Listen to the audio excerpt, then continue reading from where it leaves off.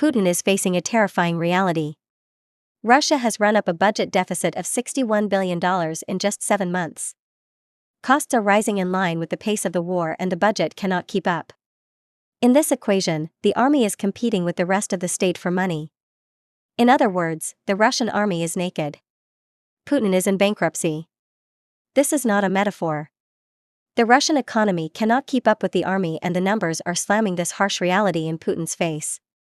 On the one side, Ukraine is constantly targeting the Russian economy's arteries, and on the other, sanctions from the West are like a long-term paralysis. As a result, the Russian army is being sent to the front naked and without ammunition to die. The soldiers know this. Their options are desertion, switching sides, or waiting for death. But they don't fight for Putin or Russia because they are starving and naked.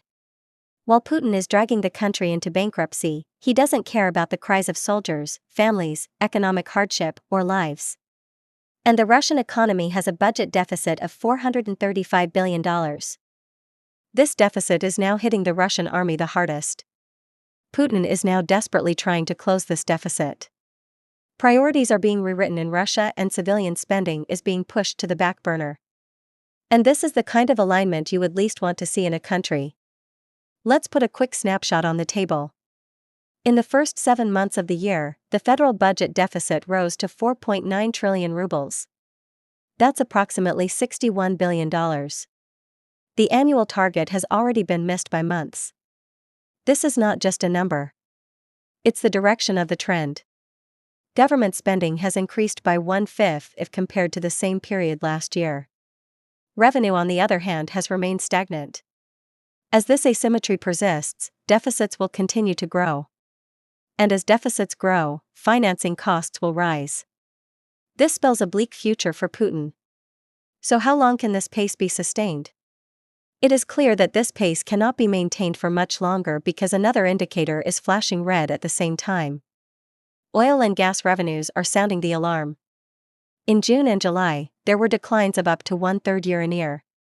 In July, oil and gas revenues fell by approximately 27% compared to the previous year.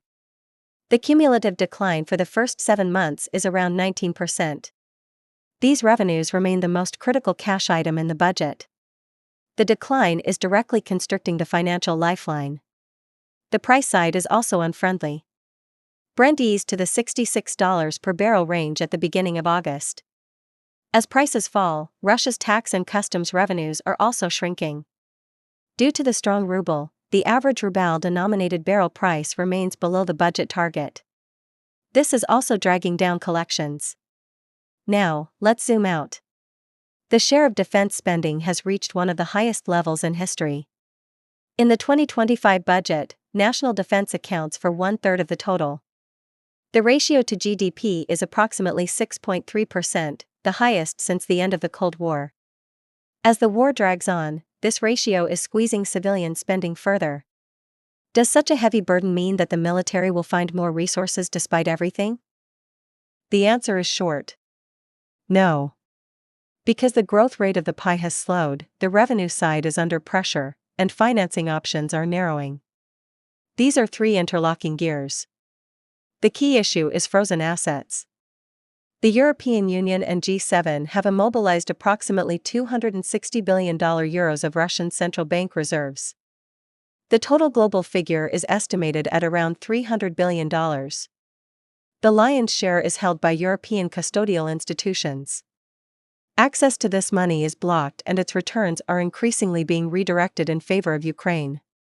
As for private assets, a range of 50 to 60 billion can be used as a baseline for frozen private wealth across the coalition. The European Union alone has stated that it has frozen over €28 billion in private assets. Switzerland's data also completes this picture. These figures further increase the total frozen amount. Let us draw a critical line here. The frozen reserves could be released one day. However, this depends on an uncertain timeline and heavy political conditions. Therefore, from Russia's perspective, the reality today is that these funds cannot be used. Their contribution to short-term cash flow is zero. The European Union is directly transferring the additional revenues generated by these immobilized assets to Ukraine. The latest tranche amounted to Euro 1.6 billion. This regular flow also impacts the war's financing equation. From the Kremlin's perspective, this represents a loss of opportunity in foreign currency. Can we consolidate all these headings into a single cost table? A cautious lower bound estimate can be made. Let's take the frozen central bank reserves at the coalition level at around $300 billion. Add the total of over $58 billion identified for frozen private assets. The sum of these two amounts to at least $358 billion. When the $61 billion deficit from the first 7 months of the year is added, the total reaches $419 billion. Note that the annual decline in oil and gas revenues in the first 7 months of 2025 has created a cash deficit of roughly $15 to $16 billion. The lower bound total comes to around $435 billion. We have avoided double counting in this accounting. Frozen reserves and private assets are stock. The deficit and revenue decline are flows. The total based on these items in separate categories provides a snapshot of today. Tomorrow's risks could enlarge the picture. Let us open a parenthesis here. This lower limit does not include indirect items such as production losses, long-term growth damage and financing costs. Additionally, the erosion of the liquid portion of reserves and the interest burden from domestic borrowing are separate issues. When all these are added, the real economic cost rises further. Let's look at the reserve front. The liquid portion of the National Wealth Fund had dropped from $112.7 billion before the war to around $40 billion this spring. Temporary increases were observed in some months due to budget transfers. However, the downward trend persisted. This indicates that the flexibility of the fund which serves as a cushion has decreased. How long can the liquid portion of the fund withstand this pace? The Ministry of Finance is using foreign exchange sales from this fund to cushion the deficit within the framework of the budget rule. As energy revenues fall below target, sales will have to increase. This weakens the fund's ability to rebuild. The labor market is also sounding the alarm. Official unemployment is at a historic low, but hidden unemployment and idle capacity are rising. Migrants are filling the gap, especially in the construction, logistics, and agriculture sectors. This is causing tension. While civil authorities welcome them, security forces are taking harsh measures, accusing them of everything from terrorism to economic sabotage. Raids and deportations have become routine in some cities. As wages rise rapidly due to the war, the civilian sector is losing its skilled workforce. This is exacerbating inflation and productivity issues. According to official figures, inflation is hovering around 9%. However, it is felt much more acutely in key sectors such as food, auto parts, and construction materials. The central bank is trying to curb inflation with high interest rates ranging from 18 to 30% for borrowers in 2025. However, no legitimate business can survive under these conditions. Repaying the loan at these rates is nearly impossible. As a result, investments are collapsing. Purchases of expensive machinery, fertilizers, vehicles, and other essential goods have nearly ground to a halt. Slowdown in the private sector is evident everywhere. Small businesses are closing down in large numbers. New private projects are stalling due to insufficient financing. If the war economy continues at this pace, which areas will be cut? Social spending, investments, or an inflation cycle suppressed by monetary policy? Every option comes at a cost, and every cost returns as a political price. Another practical channel straining the revenue side is the shadow fleet. The growth of the network of old tankers used to circumvent embargoes and price caps has slowed. The US, the UK, and the EU have increased pressure by imposing sanctions on hundreds of ships and intermediaries. As this circle tightens, the netback of Russian crude oil is falling further. The EU is tightening measures such as price caps and refinery bans. Efforts to prevent products made from Russian crude oil from returning through the back door are gaining traction. This aims to preserve the discount mechanism and limit revenues. The impact is heavy but cumulative, and it is being felt on the budget side. If oil remains stuck in the $60 to $70 range, how long can the budget hold out? The downward revision of the energy revenue target already reflects this. An increase in the deficit share of GDP is inevitable. If the cycle tightens, domestic borrowing costs will act as a second brake. Messages from the US side are also increasing pressure. The statement that the Russian economy is in bad shape reflects an expectation even if it is politically motivated. The expectation is that pressure will continue through the price channel and that returns from frozen assets will keep flowing to Ukraine. These two channels are squeezing the budget simultaneously. Now let's look at it from the military perspective. Defense spending is at record levels. Personnel incentives, bonuses, and compensation are straining the budget. Wages in the military industry have sharply increased, generally being 2 to 3 times higher than equivalent civilian jobs. Many blue-collar specialists, particularly mechanics, drivers, welders, and machine operators, are now either working for military contractors or serving in occupied territories.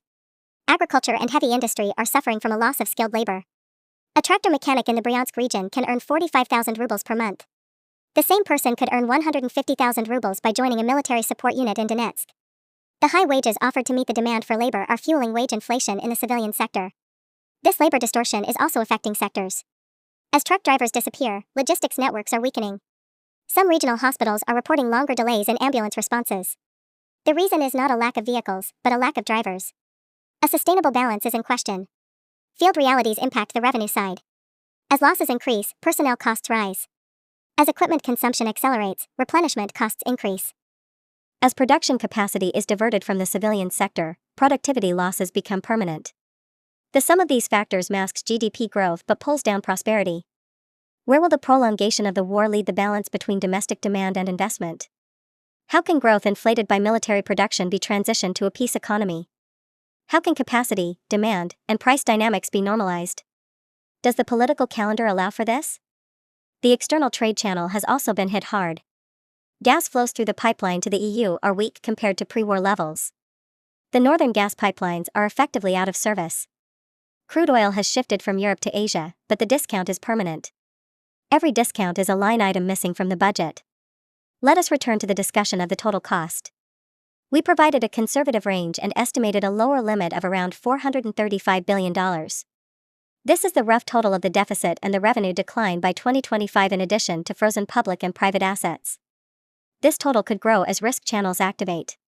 For example, if price caps are tightened, sanctions on the shadow fleet are deepened, or interest rates remain high for longer. The legal front is also important. European institutions are seeking more efficient ways to manage the interest income from immobilized reserves. The idea of shifting toward riskier instruments is on the table. This could increase returns, but also amplify legal and systemic risks. The debate encompasses both political will and financial stability. The message within this equation is clear. Record defense spending, weak revenues, pressured reserves, and frozen foreign assets. The cost of the war is growing steadily without causing panic. This resembles the classic sugar rush strain grind sequence. In the sugar rush at the start of the war, unused resources were diverted to production. GDP growth appeared deceptively strong, masking deeper vulnerabilities. In the strain phase, sanctions and trade disruptions hit hard. However, fiscal stimulus kept the machine running. Corruption increased as companies diverted internal resources to contract. Social spending was cut to support the military budget. The third phase is slow grinding. Core income sources, oil, gas, foreign investment are shrinking. Deficits are growing. Labor shortages are intensifying. The state is beginning to consume its own reserves and institutions to finance the war. The Russian economy has entered the third phase. In other words, the state is consuming its own institutions to finance the war. At the same time, it is relying on banks, state-owned companies, and domestic borrowing. Every step is buying time for the next crisis. But the price is being paid in interest, inflation, and the quality of growth. Now, let's return to the results on the ground. As money tightens, the army cuts back on its second and third priorities. The pace of modernization slows down. Pressure increases on maintenance, repairs, and training. A long war cannot be managed with a short budget. What will the Kremlin choose in this scenario? Will it cut social spending or will it try to print money and accept inflation? Both paths have political costs. The choice between the two will determine the rhythm of the war. In terms of external options, the solutions are limited. The China and India route does not work without discounts. The threat of secondary sanctions could make this route even riskier. The financing route is expensive with Western markets closed. The remaining space is narrow. Let's step back and summarize briefly. The deficit is growing. Revenue is falling. The defense share is at a historic high. Access to frozen assets is being cut off. And the reserve cushion is shrinking. The name of this picture is simple: the free fall of the war economy. It is still manageable today. But every month the room for maneuver shrinks. Tolerance for mistakes shrinks. And resilience to shock shrinks. What if oil takes another hit? What if the price cap tightens further? What if there are new arrests in the shadow fleet network? Each of these three scenarios would open a new hole in the budget. If all three occur simultaneously, the resilience threshold would be reached rapidly. While the EU is accelerating returns from immobilized assets, it also intends to increase the pace of this flow. This means the opportunity cost for Russia is becoming permanent. Time is working against Russia because every month that passes increases the cash deficit. Today's question is this: will this equation push the Kremlin to the negotiating table? The answer lies in the pace of the fiscal calendar. If deficits accelerate, reserves deplete, and borrowing costs rise. The answer could be yes. Everyone seeking to reduce risk must manage the price and sanctions channels more rigorously. In summary, Ukraine is holding its ground on the battlefield in some form. The Allied system is maintaining pressure through financial channels. Russia's economy, however, is under strain in three key areas. Cash flow is tightening. Foreign reserves are locked up.